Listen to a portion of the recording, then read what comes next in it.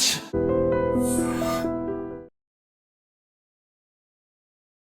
Welcome to I dream. నా పేరు లుంబిని. ఈ రోజు మనతో పాటు సీనియర్ స్టాక్ మార్కెట్ ట్రైనర్ ఉన్నారు, ఏఎస్ చక్రవర్తి గారు. Let's talk to him. Hello sir. Hello, నమస్తే లుంబిని మేడం. నమస్తే సార్. 50 లెవెల్స్ వచ్చేసి 55,590 దగ్గర క్లోజ్ అయ్యాయి. సో ఇప్పుడు కమింగ్ వీక్ లో ఎలా ఉండబోతుంది పరిస్థితి అండ్ ఏ విషయాలు ఎక్కువగా ప్రభావితం చేస్తాయంటారు? నెంబర్ 1 మేడం గారు, ఒకసారి మళ్ళా మీకు మీ ఐ డ్రీమ్ ఛానల్ ధన్యవాదాలు చెప్పుకుంటూ మనం కార్యక్రమంలోకి వెళ్దాం. తప్పకుండా. సో ఆర్బీఐ పాలసీ మీటింగ్ అయిపోయింది. It's discounted, no doubt. మనం పోయిన వారం చాలా స్పష్టంగా చెప్పాం. ఈ వారంలో నా ఒపీనియన్ అయితే రెపో రేట్లు తగ్గవు, సిఆర్ఆర్లు తగ్గవు. సో కొంతమంది స్పెక్యులేషన్స్ అంటే 25 బేసిస్ పాయింట్స్ రెపో తగ్గుతుంది, రెపో రేట్ తగ్గుతుంది అనే ఒక ఆలోచనలో ఉన్నారు. నా ఒపీనియన్ అయితే మటుకు తగ్గటానికి ఛాన్సెస్ లేవు. సో సిఆర్ఆర్ తగ్గటానికి కూడా ఛాన్స్ లేదని చెప్పాను. ఎందుకంటే అంతకుముందు మనం సిఆర్ఆర్ 1% కట్ అవడానికి, రెపో రేట్లు కట్ అయ్యేటప్పుడు మొట్టమొదటి చెప్పిన వాళ్ళు మనమే. నిన్న తగ్గమని చెప్పింది కూడా మన మీటింగ్లో మనమే మొట్టమొదటి చెప్పింది. ఊరిక రూమర్స్ వస్తుంటాయి కానీ నా ఒపీనియన్ అయితే పర్సనల్ ఒపీనియన్లో ఈ రెపో రేట్లు తర్వాత సిఆర్ఆర్లు తగ్గవని స్పష్టంగా నేను చెప్పేశాను. ఓకే, పక్కన పెట్టండి. అదొకటి అంటే ఇవి పక్కన పెట్టండి. రెండోది వచ్చేసరికి అండి, వన్ మోర్ ఇంపార్టెంట్ వచ్చేసరికి అంటే రెపో రేట్లు ఇవి కాకుండా బ్యాంక్ నిఫ్టీ రిజల్ట్స్ వస్తుంటాయి. ఓకే, రిజల్ట్స్ ఇంపాక్ట్ ఉంటుందండి. నెక్స్ట్ వీక్ అన్ని రిజల్ట్స్ వస్తుంటాయి. బ్యాంకింగ్ సెక్టర్ కూడా రిజల్ట్స్ అని బేస్ చేసుకొని చాలా మూవ్ అవ్వాల్సి వస్తుంది, నో డౌట్. అందువల్ల రిజల్ట్స్ అని చాలా క్లోజ్ వాచ్ చేయాలి, తప్పదు. తర్వాత ఇప్పుడు bank Nifty supports levels, resistance levels చెప్తాను వినండి. First of all, bank Nifty నిన్న ఫ్రైడే అక్టోబర్ 3వ తారీఖు ఎక్కడ క్లోజ్ అయిందంటే 55,590 మీద క్లోజ్ అయింది.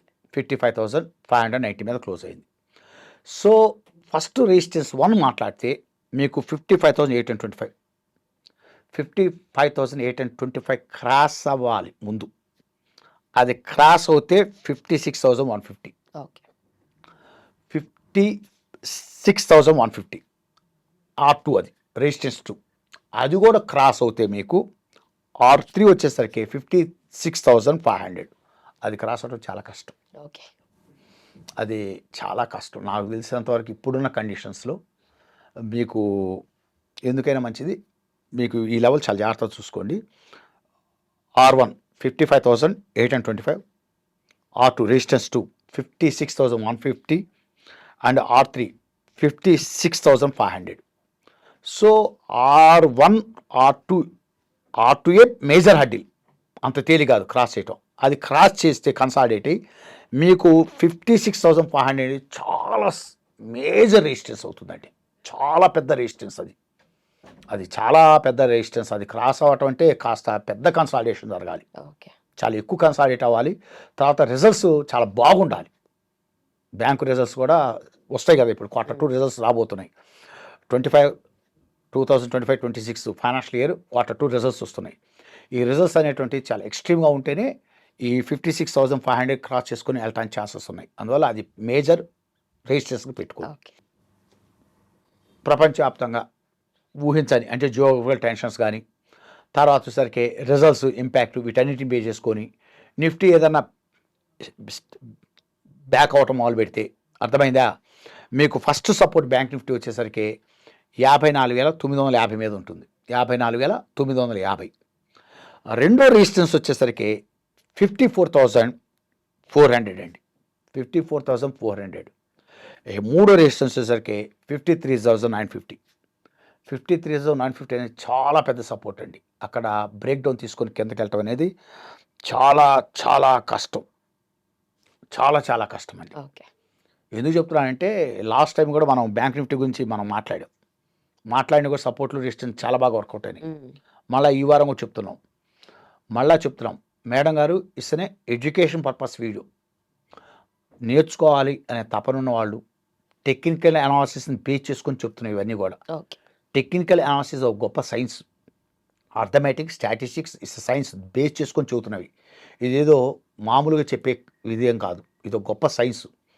తర్వాత ఈ టెక్నాలజీస్లో పీవర్డ్ పాయింట్ అనేది ఒక చిన్న పార్ట్, కొన్ని వందల కాన్సెప్ట్స్ ఉన్నాయి. ఓకే, ఒక సపోర్టు రెసిస్టెన్స్ డిసైడ్ చేసేటప్పుడు ఎన్నో పాయింట్స్ కన్సిడర్ చేస్తూ, ఎన్నో కాన్సెప్ట్స్ని కన్సిడర్ చేస్తూ మనం ఈ సపోర్ట్స్ రెసిస్టెన్స్లు ఇవ్వటం జరుగుతుంది.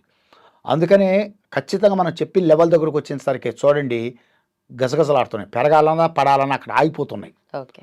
అందువల్ల చాలా కీన్ అబ్జర్వ్ చేసి చెప్తున్నాయి. చార్ట్ అనాలిసిస్ అనేది అంత తేలికైంది కాదు, చాలా లోతైన విశ్లేషణ, చాలా లోతైన గమనంతో చెప్పాలి. చార్ట్ అనాలిసిస్ అంత తేలికైన విషయం కాదు. అందువల్ల బ్యాంక్ నిఫ్టీకి వచ్చేసరికి ఇట్స్ ప్యూర్ ఎడ్యుకేషన్ పర్పస్. ఈ యొక్క వీడియోని బేస్ చేసుకొని మనం కొనమని కానీ అమ్మమని కానీ ఎవరికి రికమెండ్ చేయట్లే. మీకు ఒకసారి ఎందుకని మంచిగా చెప్తున్నానండి, 3వ తారీఖు అక్టోబర్ 3వ తారీఖు శుక్రవారం మార్కెట్ క్లోజ్ అయింది, బ్యాంక్ నిఫ్టీ క్లోజ్ అయింది 55,590 మీద క్లోజ్ అయింది.